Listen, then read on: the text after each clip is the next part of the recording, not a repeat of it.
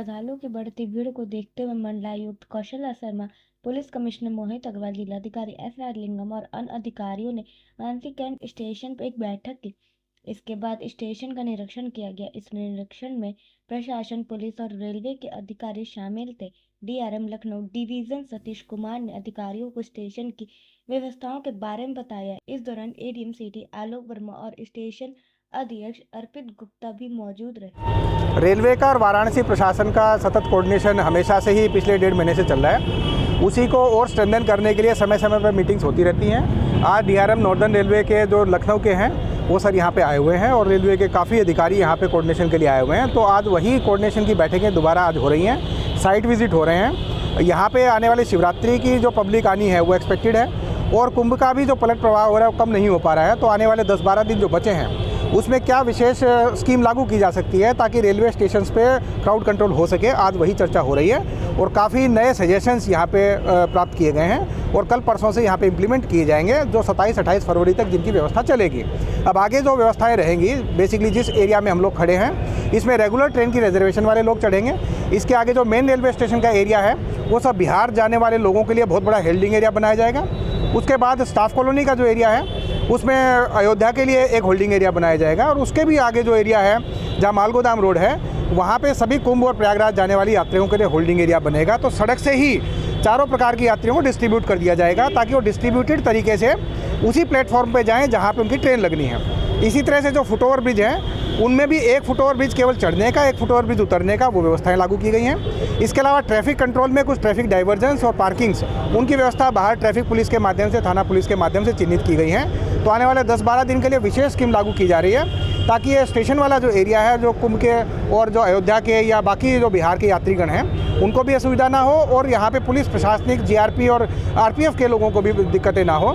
वो स्कीम मिलकर सारा कोऑर्डिनेट करके लागू कर रहे हैं और आने वाले समय में भी ये time to time coordination meeting होती रहेंगी। आज ये साइट विजिट और कोऑर्डिनेशन मीटिंग्स के लिए विशेष अधिकारी आए हैं, ये उसी का कार्यक्रम चल रहा है। लोकल गाड़ियों का जो है, जो ऑटोज़ और टैक्सीज़ हैं उनका वन वे बनाए जाने की व्यवस्था के बारे में सहमति बनी है कि इंग्लिशिया लाइन से सारी गाड़ियाँ जो हमारे लहरतारा की तरफ मुड़ जाएं और पुल पे चढ़ना है तो उधर से यू टर्न लेके पुल पे चढ़े और पुल पार कर जाएं ताकि सामने जो हमारी नीचे वाली रोड है इस पर कोई गाड़ियाँ ना आ पाएँ।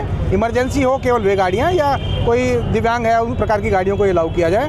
तो ये गाड़ी जब फ्री रहेंगी तो पब्लिक एंट्री और एग्जिट सुगमता से हो जाएगी और क्योंकि ये 10-12 दिन की बात है, उसके बाद तो दोबारा से ऐसी व्यवस्था लागू हो जाएगी जो वर्तमान में चल रही है। तो एक एक्सपेरिमेंट करके देखते हैं हम लोग कि ट्रैफिक के साथ मिलकर वन वे करके पुल के ऊपर से ट्रैफिक को ले लिया जाए ताकि नीचे मूवमेंट ज़्यादा से ज़्यादा सुगमता से हो जाए और प्लेटफॉर्म्स के ऊपर लोड ना रहे, जितनी भी पब्लिक है वो बाहर ही रहे ताकि आराम से लोगों की एंट्री एग्जिट कराई जा सके। बाहर की गाड़ियों का लोड इस प्रकार का है कि एक बड़ा ही फाइन बैलेंस है, क्योंकि यात्रियों की सुविधा के लिए जितनी अंदर की पार्किंग्स हैं वो भरना भी ज़रूरी होता है। उसके बाद ही हम सीक्वेंशली बाहर की पार्किंग भरते हैं और कई बार भीड़ इतनी बढ़ जाती है कि कई बार बाहर की यूपी 65 के अलावा गाड़ियों को ले ही नहीं पाते हैं। तो अलग अलग दिन अलग अलग व्यवस्था लागू करनी पड़ती है। ये प्योरली डिपेंड करता है कि कितनी पब्लिक शहर में आ रही है। तो इसीलिए आपको देख रहे होंगे कि अलग अलग दिन अलग अलग फ्लक्चुएशन चलती है। फिलहाल हम लोग आज बाहर की गाड़ियों को नहीं ले रहे हैं, लेकिन कल से हो सकता है कि शहर में कुछ भीड़ कम हो तो कुछ गाड़ियों को हम अंदर ले पाएँ ताकि जो लोग होटल में या जिनको अंदर तक एंट्री करनी है वे अंदर तक एंट्री कर सकें। दर्शन की तो जो हमने व्यवस्था करीब 1.5 महीने से ही सस्पेंड कर रखी है, क्योंकि किसी प्रकार का प्रोटोकॉल लेना संभव नहीं हो पाएगा। जो हमारे 7 से लेकर 8 लाख श्रद्धालु प्रतिदिन जो दर्शन कर रहे हैं उनकी जल्दी दर्शन हो सकें और वो जल्दी दर्शन प्राप्त करके कम से कम देर भीड़ में लगें, ये सबसे बड़ा टारगेट है हमारा। तो सुगम दर्शन हमारा शिवरात्रि तक सस्पेंडेड रहेगा। इसी प्रकार से जो शहर में गंगा आरती की व्यवस्था चल रही थी वो भी शिवरात्रि तक सस्पेंडेड रहेगी। जो नावों का संचालन था, लोग पर्यटक की दृष्टि से आते थे, वो व्यवस्था भी सस्पेंड रहेगी ताकि प्योरली जो धार्मिक पब्लिक है वो अपना कुंभ के पलट प्रवाह की वजह से या काशी विश्वनाथ मंदिर दर्शन के लिए आ रहे हैं, केवल उन्हीं पे फोकस किया जा सके। ये सारी व्यवस्थाएं 26 तारीख के बाद लागू की जाएंगी ताकि सुगम दर्शन हो, चाहे यहाँ का पर्यटन हो, चाहे यहाँ की गंगा आरती आदि एक्टिविटीज़ हों, वो बाद में टेकअप हों और बाद में उसके प्रकार की यात्री आ जाएँ। फिलहाल केवल और केवल जो श्रद्धालु हैं उन्हीं के ऊपर फोकस किया जा रहा है। लोग ने जो मॉडल इम्प्लीमेंट किया है प्रयाग में जहाँ कुंभ चल रहा है, अयोध्या में, सेम चीज़ हम लोग यहाँ पे भी बनारस में करने के लिए प्लान कर रहे हैं। इसीलिए अभी हमने मीटिंग भी की थी कमिश्नर साहब से और डीएम साहब भी आए थे। उसमें यही है कि यात्री कहाँ जाना चाहते हैं वो पता होना चाहिए भीड़ को अगर हम सेग्रीगेट कर पाए कि कौन बिहार साइड जाना चाहता है, कौन अयोध्या, कौन प्रयागराज जाना चाहता है, तो उससे आधी प्रॉब्लम हमारी सॉल्व होगी। दूसरा हमने ये देखा है कि यूनिडायरेक्शनल फ़्लो अगर हम कर सकें जो फुट ओवर ब्रिज हैं, तो उसमें फिर हम यात्री को भी सुविधा होती है और हमें भी आराम होता है, सिक्योरिटी फोर्सेस को भी आराम रहता है। तो वो एक हमने प्लान किया है। और तीसरा कि काफ़ी अलग अलग टाइप के सिक्योरिटी फोर्सेस रहेंगे, तो उनमें कोऑर्डिनेशन कैसा हो, स्टेट के साथ कैसा हो, तो एक कंट्रोल रूम स्थापित करके स्टेट और सिक्योरिटी फोर्सेस के आदमी भी उसमें रहेंगे, तो इन्फॉर्मेशन एक दूसरे से अच्छे से ट्रैवल करेगी। और हम लोग मुझे आशा है कि ये जो शिवरात्रि है और उससे पहले जो भीड़ आएगी, उसमें श्रद्धालुओं को हम शांति से आराम से उनके घर भेज पाएंगे। देखिए, रेल ने बहुत सारी ट्रेनें चलाई हैं, ठीक है, जितनी स्पेशल ट्रेनें चल रही हैं, मतलब वो कोई सोच भी नहीं सकता था कुंभ से पहले चलाई जाएंगी। और ये जायज़ भी है क्योंकि 50 करोड़ से ज़्यादा लोग वहाँ जाके स्नान कर चुके हैं और लोग लास्ट मिनट पे अपना प्रोग्राम बना रहे हैं और ट्रेन पे आ रहे हैं।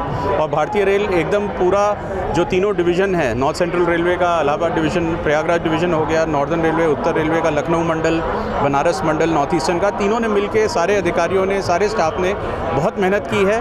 और यदि प्रॉमिस किया था कि 50 ट्रेन चलाएंगे, 100 ट्रेन चलाई गई हैं, तो ट्रेनें चलाई जा रही हैं। यदि यात्री हैं तो ट्रेन भी मिल रही है। यहाँ से हमने बहुत सारी पटना की ट्रेनें चलाई हैं, अयोध्या की चलाई हैं, प्रयागराज की चलाई हैं, तो हर जगह की चलाई हैं। रिंग रेलवे सर्विस चल रही है, बहुत ही अच्छी चल रही है। तो मुझे आशा है कि हम लोग खरे उतरेंगे और जो भारतीय रेल को लाइफलाइन ऑफ नेशन कहते हैं, वैसे ही हम लोग आएंगे।